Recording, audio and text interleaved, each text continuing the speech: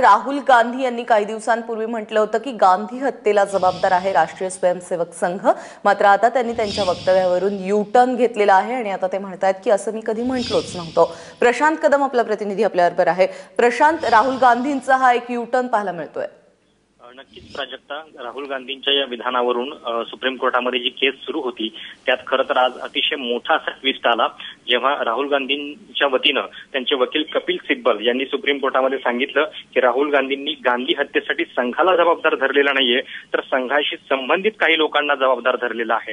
तर संघाला आणि संघाशी संबंधित या दोन शब्दांमध्ये अतिशय चलाखीनं त्यांनी बदल केलेला आहे। कारण मागच्याच महिन्यापूर्वी जेव्हा ही केस सुप्रीम कोर्टामध्ये होती तेव्हा राहुल गांधींनी अगदी आवेशामध्ये या सगळ्या संपूर्ण केसमध्ये आपण माफी मागणार नाही आणि खटला चालवायला आपण तयार आहोत अशा पद्धतीची भूमिका घेतलेली होती। आणि काँग्रेसचे नेते देखील दिल्लीतले एक स्ट्रॅटेजी म्हणून या सगळ्या केसचा वापर करत होते, कारण या संदर्भातलं डिबेट हे देशामध्ये पुन्हा एकदा चालू राहणं हे काँग्रेसच्या हिताचं होतं आणि त्यामुळं संघ आणि गांधी हत्या हा वाद चालू ठेवण्यामध्ये काँग्रेसला इंटरेस्ट होता। मात्र आज सुप्रीम कोर्टामध्ये काहीसा एक नरमाईचा सूर जो आहे तो राहुल गांधींचा पाहायला मिळाला आणि त्यानंतर जज या सगळ्या प्रकरणाची जी सुनावणी करत होते त्या न्यायाधीशांनी देखील हे प्रकरण आता मिटवण्याचे संकेत दिलेले आहेत।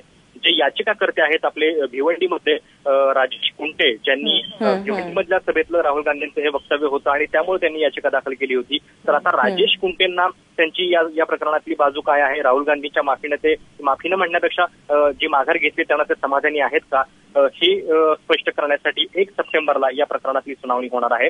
पण नक्कीच राहुल गांधींचं आजचं वक्तव्य जे होतं ते महिनाभरापूर्वीचा जो आवेश जो आहे तो मावळल्यासारखं आज जाणवत। प्रशांत, धन्यवाद या सगळ्या माहितीबद्दल।